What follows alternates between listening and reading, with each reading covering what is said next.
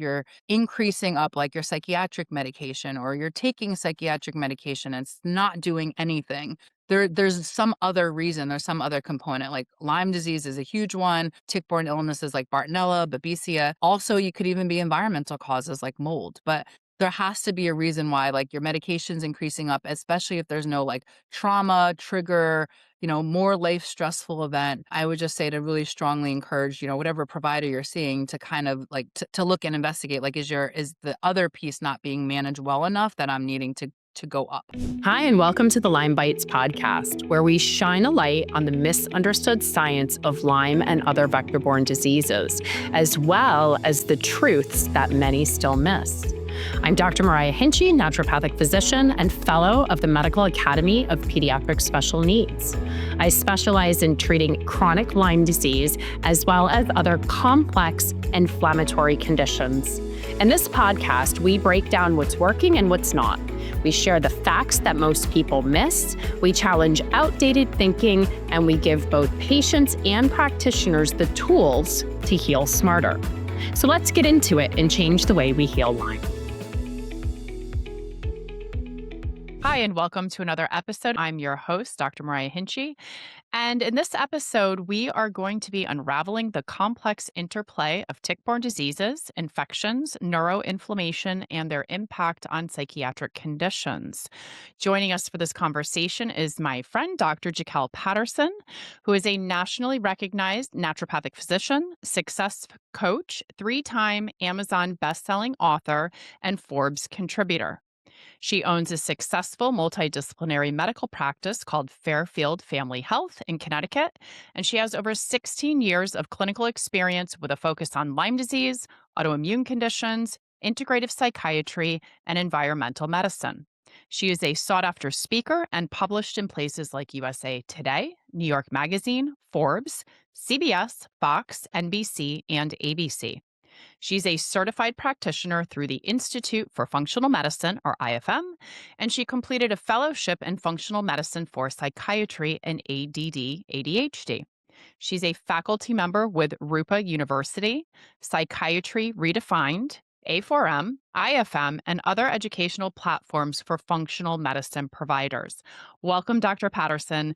Tell our listeners a little bit about how you came to specialize in Lyme and other tick-borne diseases. Yeah, so I personally, so first of all, I'm always happy to be here talking with you, Dr. Hinchey, friend and esteemed colleague as well. So I myself had Lyme disease. I also had Bartonella, Babesia in my probably later 20s when I was in naturopathic program. And one of the reasons I had an interest, and I started seeing a lot of patients that not only had Lyme disease but also mental health issues in conjunction with Lyme disease. And I myself also had anxiety, particularly with having Babesia and like temperature regulation issues. I was literally wearing black for almost like a year in naturopathic school, and they kind of just wrote off that time as just anxiety. But I knew it felt like it was something different because it was happening at any time of day that wasn't related to anything that was stressful.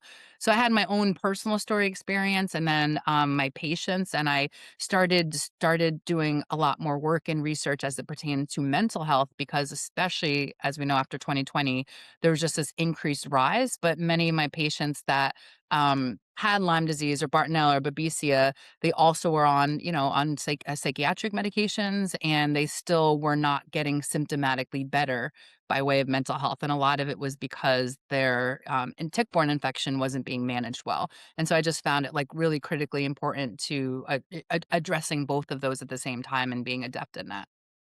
Yeah. So explain to our listeners how tick-borne diseases and other mechanisms of inflammation directly impact the brain. Mhm. So, Lyme disease, as well as other bacterial and viral infections, can cause inflammation to the brain. There are a lot of different triggers for that. There's environmental triggers, pollution can be a trigger, chronic disease conditions if people have like type 2 diabetes, and there's just this low grade inflammation over time.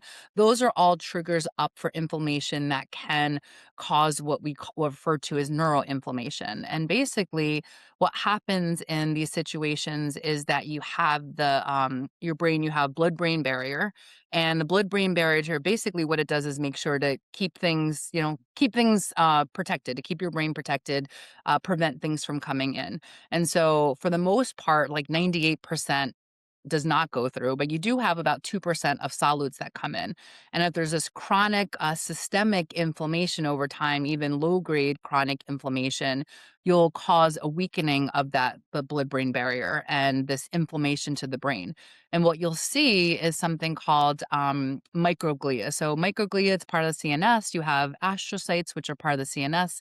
And what microglia do essentially is if it gets activated, you'll have they call these macrophages I always refer to as kind of coming in and cleaning up, like, cleaning up the garbage. And so what happens is if this is constantly getting activated, that means the brain, this microglia is coming in and to constantly clean up the brain. And so if there's this high amount of it, that just indicates that there's a lot of systemic inflammation and the body is working harder. And so when you see that happen, you have a lot of these inflammatory markers that go up and they basically affect the neurocircuitry of the brain, they affect the neurotransmitters, the balance, and you'll see this increase in things like anxiety and depression, and even schizophrenia as well. Are you ready to revolutionize your approach to diagnosing and healing complex chronic inflammatory illnesses in both adults and children? The Lyme Symposium is your gateway to cutting-edge education, groundbreaking research, and innovative therapeutic solutions. Join us at Lyme Symposium at the Fort Lauderdale Marriott Pompano Beach Resort and Spa. Lyme Bites is the premier functional medicine conference on complex chronic infection-driven inflammatory illnesses. This year's meeting is jam-packed with leading industry experts discussing long COVID, mycotoxin illness, PANS pandas, as well as Lyme and other vector-borne diseases. This conference will arm you with the knowledge, clinical pearls, and practical solutions that you can implement immediately into your practice Monday morning that will literally change your patients' lives and get them on their path to true healing. So join us at Pompano Beach or virtually from anywhere. Register now at lymebites.com. That's LYMEBYTES.com. So, can you explain a little bit deeper, like the mechanism of action, so to speak, like of how inflammation can actually bring out anxiety, depression, or schizophrenia? Yeah, so the biggest thing is, so there's a couple mechanisms. So the intensity and duration is the most important. So you can have this kind of chronic low grade or just this extreme inflammation, like somebody that has like a traumatic brain injury or something like that. And so what happens is you have increasing of inflammatory markers like IL-6, interleukin 6, which is one of the first ones. You'll see increases in things like CRP, which is C-reactive protein. You have tumor necrosis factor, you have interferons, all of these go up. And what happens is they affect different parts of the brain. And so when you look at something like anxiety, you have the amygdala that's impacted. The amygdala is our emotional regulation center that's connected to like fears and that when you get mad and you're driving on the road and you're immediately angry that or somebody scares you, that's like that fear mechanism, and that's the amygdala, which gets impacted with anxiety. And then you have other parts of the brain with anxiety, like your prefrontal cortex, that get impacted, which is related to like making decisions and cognitive function. When you look at things like depression, you have your hippocampus, which is impacted, and hippocampus is related to memory center and cognitive function. And so all of these, if you think about what you'll see with somebody with like Lyme disease or anxiety and depression, you'll see like memory issues, short-term memory, cognitive issues, focus issues. If you see someone with really severe depression, there's no motivation. They don't want to really do anything. They're forgetting everything. And so those centers actually with inflammation will get negatively impacted where you actually have the thinning of the gray matter, which is actually important to protect the brain. But those areas of the brain that are really key to those different mental health conditions get impacted and will decrease the functioning. So you have that. That's one factor. Then you also have these neurotransmitters like GABA, which is actually protective for the brain and is related, helps with anxiety. You have things like serotonin. Those things start getting imbalanced the more inflammation you have, and then you have neurotransmitters that are more inflammatory in nature, like glutamate, which are there's like kind of an altering of the balance of these things that are actually protective and non-protective.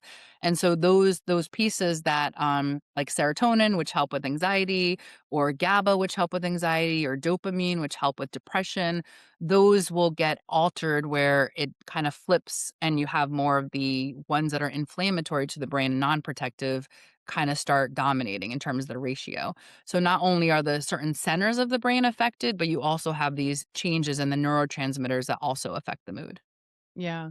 I have 2 comments from what you said. So, number 1, I know for a lot of my patients, and I'm curious if you see the same, I don't really see a lot of, like, dominance of, like, one area of the brain being more affected. Like, in a particular patient, it's kind of like the whole brain's on fire, the whole Yes. brain's inflamed. And I think if someone's trying to decipher, like, is this a true neuropsychiatric issue? Like, is this just depression? Well, I think a lot of times, like, if it's traditional depression, like, you're not going to have, poor short term memory and decision making issues, right? And like all of like the cognitive, bless you, executive functioning things, that you would see in kind of like the Lyme brain, where Mhm. it's kind of like, yeah, the whole brain's on fire. And also the tricky thing is we also have other factors that play into like hormones, right? So we have people that have hormones or mold, and those also can cause brain fog, focus issues.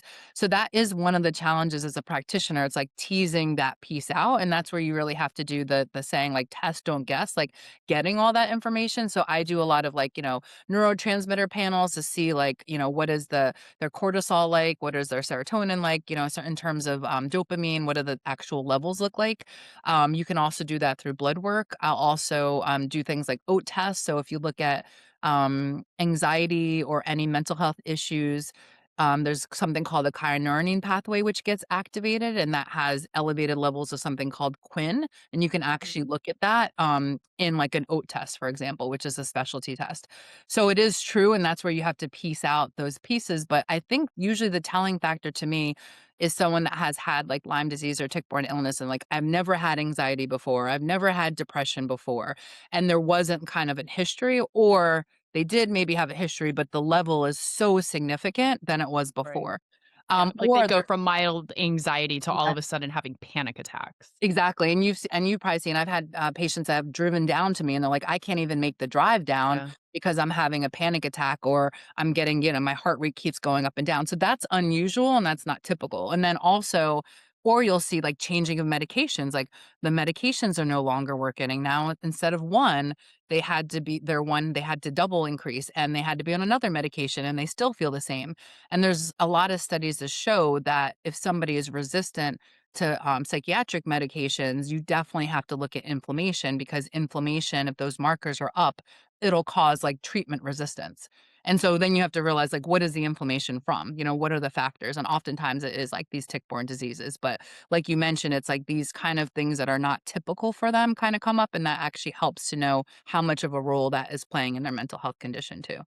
Yeah, absolutely. The other thing that you made me think of is, obviously the gut and the role that the gut plays with neurotransmitters like serotonin, right? Mhm. And how the microbiome drives that.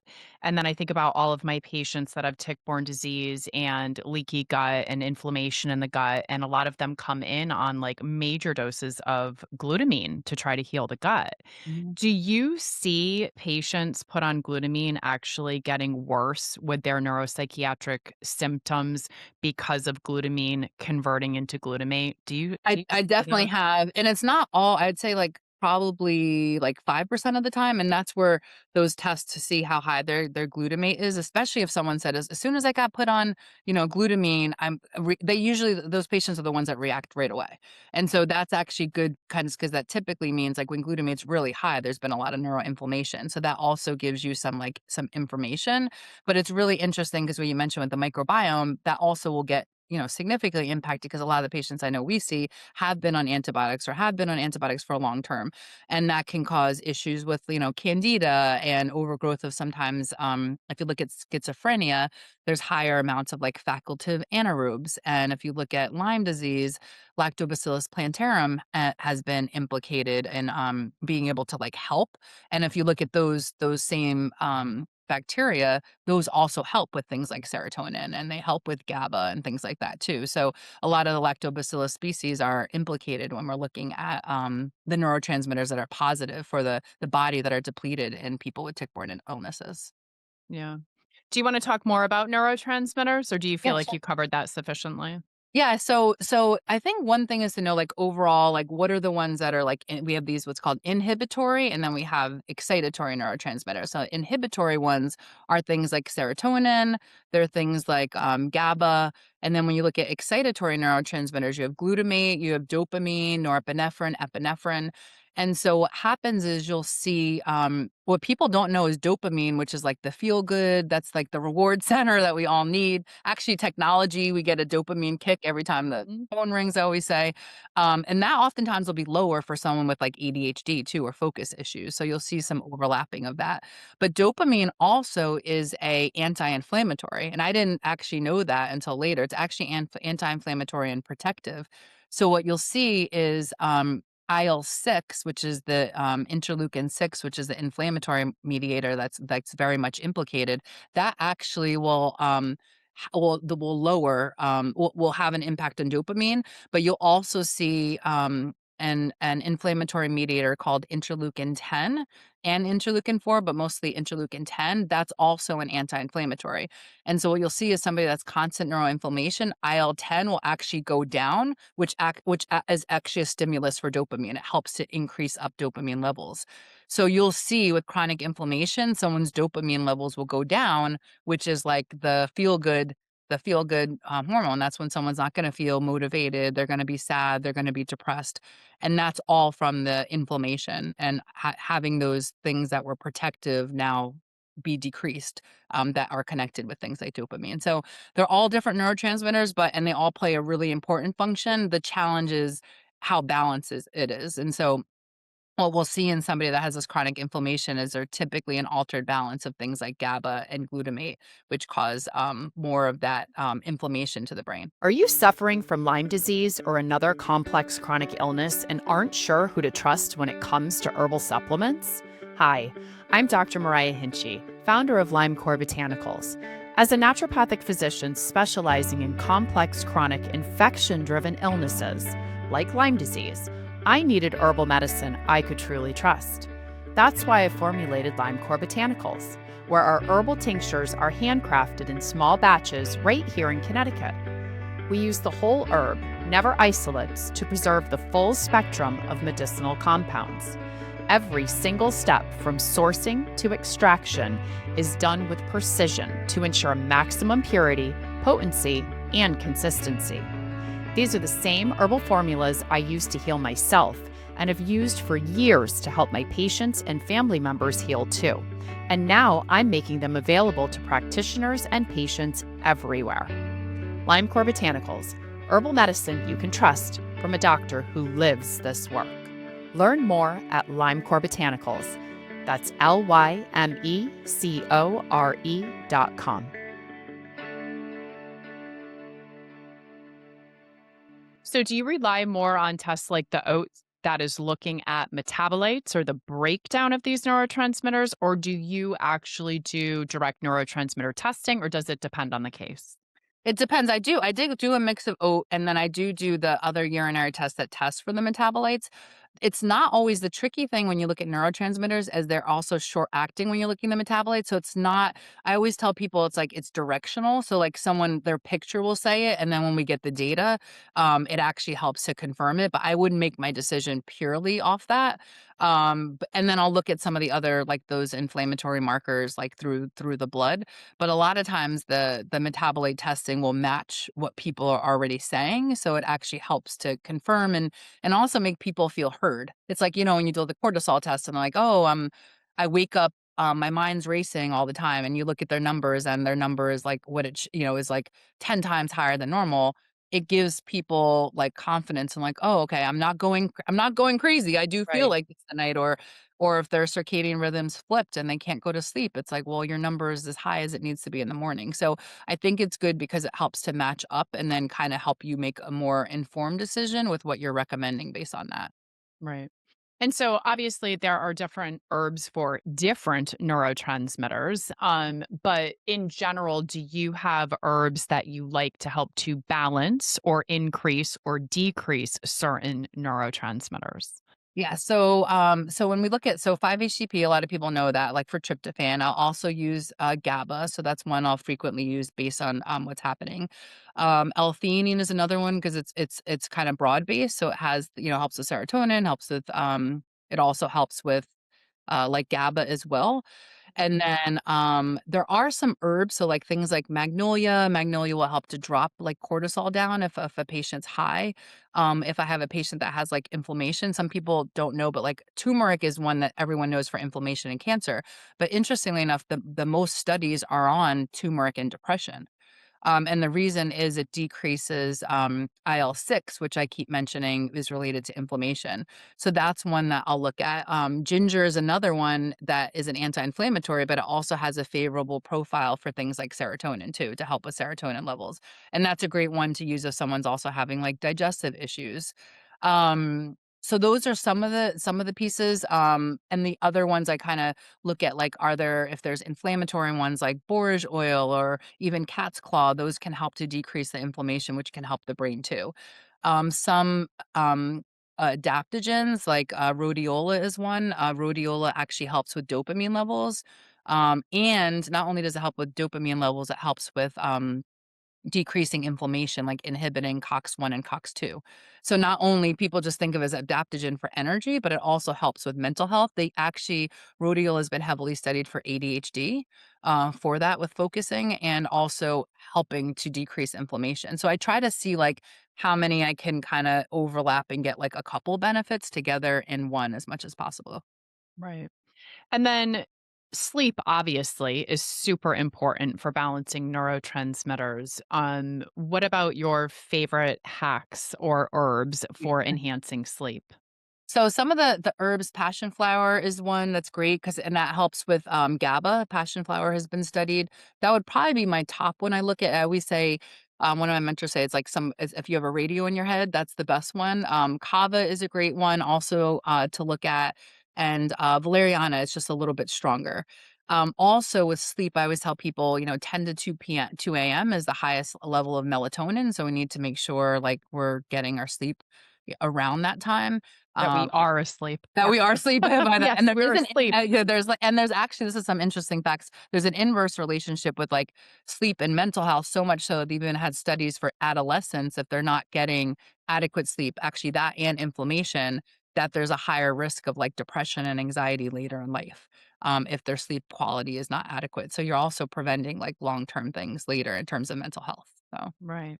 So we touched on sleep. Let's talk about other lifestyle modifications that we can implement to improve mental health, and obviously including diet and nutrition. So one, if we look at mental health, particularly one study that's been studied, the Mind diet. So Mind diet is similar to Mediterranean diet, has a little less fish, but high in flavonoids. So all the there's been studies on flavonoids being helpful too for mental health. So that's one that I look at. Also, activity like with exercise, they've shown for mental health, 45 minutes 3 to 4 times a day or 3 times for a day, that would be a lot. 3 to 4 times a week. I don't know if anybody could It's convince me exercise all day long. all day long. 4 to 5 times a week has been the best for mental health, and they actually have shown an inverse relationship, so someone that's going over that, it could actually be negative because those same people might have more of a likelihood for addiction. Because that's what you have Mhm. to be careful with mental health, then it becomes like an addiction to exercise or with diet, being mindful of that, but the best has been 45 minutes 3 to 4 times a week by studies that has produced the best mental health. And then all the other stuff I have people doing like forest bathing, walking outside that helps to, with the pineal gland and melatonin levels and sleep. Um, sauna, which I know a lot of people know, but one of the biggest things with sauna, one of the studies has shown like decreasing the CRP levels, which CRP levels also go up on average. Like anybody that's blood CRP levels above 3 is greater risk for things like depression and not managed depression. So things like that, I'll also look at for a patient. What about digital detox and things like that, Oh, especially yeah, with that's a good one. dopamine? Yeah, dopamine, yep, so dopamine, every time they say, like, you're getting even hearing a ring or there's a ding, you get a dopamine kick. So, I usually try to have the technology at least, 1 or 2 hours. When it's a younger person, I always try to do it in small increments, like 15 minutes, so it's not they don't feel the hit as much. But this is where the metabolites, the urinary metabolite tests are great because you can actually see like, I had one person that she was in her 20s, she was a gamer, I didn't know. But, yeah, because it's not as common, and so what happened was we did the test and the dopamine, norepinephrine, everything was, like, through the roof at night, and so I was like, "What were you doing?" And I said, "Were you, like do you" I don't know why I said, I'm like, "Do you game or video game?" And she's like, "How did you know?"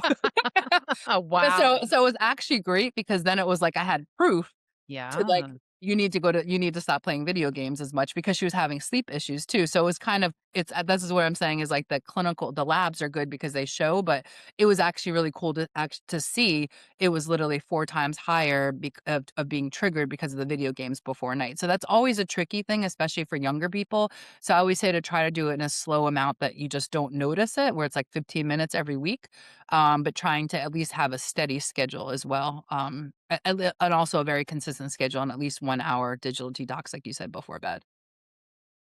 Great. So, any other words of wisdom or advice you have for our listeners when it comes to neuropsychiatric issues and vector borne diseases, or honestly anything Think regarding vector borne diseases? I think, inflammation excuse me. So I think, definitely looking at, like, how inflammation can impact mental health, period. Because I think sometimes there's, like, that lack of connection or they're just kind of separate pieces. But also, I think a flag for anybody, like, listening in is if you're increasing up, like, your psychiatric medication or you're taking psychiatric medication and it's not doing anything, there's some other reason, there's some other component, like Lyme disease is a huge one, tick-borne illnesses like Bartonella, Babesia. Also, you could even be environmental causes like mold, but there has to be a reason why, like, your medication's increasing up, especially if there's no, like, trauma, trigger, more life stressful event.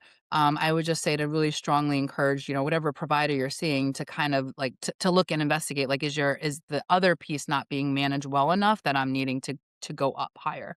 So I'd definitely say that's, like, the biggest piece, and that's what a lot of the people that at least come to see me, they keep changing their medications constantly, and it's like, why does that need to be changed? Is that really, like, your primary issue, or is there something else that's, like, causing it to be worse than before? Yeah.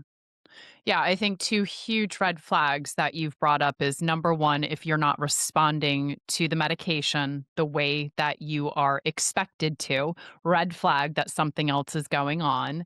And then, if you keep having to have that medication changed because it's not working, another red flag. And then also, like, an abrupt change in personality or cognition or acute onset of a neuropsychiatric disorder, really at any age, to me Oh, is yeah, is 'cause a red flag. yeah, kids and pans and pandas, I mean, and that's often triggered up by Bartonella. Because 'cause I've had some patients get they went to the hospital, and they've even worked it up and no history and been positive for Babesia that I was surprised. I'm like, "Actually, the hospital, had checked for that." So, it can actually send people literally into admissions, psychiatric, admissions because 'cause of the significant change, so Yeah. Yeah, hopefully it starts to become more mainstream, all of this information about infections causing neuropsychiatric symptoms. Because I feel like so many people get unnecessarily kind of like put through the ringer, and it takes a really, really long time for a lot of these people to find the right diagnosis and get the right treatment. yeah, which is unfortunate. So that's what's so great about the summit. It's like getting the education and then advocating and helping to push those questions that those actually get answered. Absolutely. So, Dr. Patterson, tell the listeners how they can become a patient if they would like to. How do they get a hold of you and your practice? Yeah, so our practice is Fairfield Family Health. So it's fairfieldfamilyhealth.com. On social media, Instagram, Facebook, LinkedIn, it's at Fairfield Family Health. I also wrote a book, Amazon bestseller called Women and Lyme. And so I have a website, womenandlyme.com, if you're interested in getting more information as it relates to, there's definitely a dive into mental health, but also hormones as well. And you have a community, like a support community there Yes, as yeah, so we well? just started a community, so a membership that we're gonna have, and we're gonna start developing that also at our office, more of like a Lyme groups, because there's Support that group. community support group to come in, and that's one of the things when the new space I'm in was having a conference room and Zoom and things so that there's more of a connection to community and ability to kinda, to share as well and get support around it. Awesome. Thank you so much for joining us. Thank you for what you do. And any final words you'd like to leave the listeners No, with? just, no, just, yeah, definitely, the pieces that I mentioned before, and just, remain hopeful. I always say that to people because I think there could be a lot of information. That's what's great about having these educational summits, but also don't, come always from a place of thinking there's hope of this isn't necessarily have to be a forever thing. You have and this is where we have all these experts to provide the advice to really help you along your journey. Excellent. Thank you so much. Thank you. And to the listeners at home, thank you for joining us for another episode of the Healing Lyme Summit 2.0. We'll see you next time. Take care. If this episode gave you an answer, brought you new insight, or made you think differently, subscribe to the Lyme Bites podcast and share with someone who's ready to take control of their healing journey. And if you can, please leave a review. It helps others to find the show. Thanks for listening, and we'll see you next time.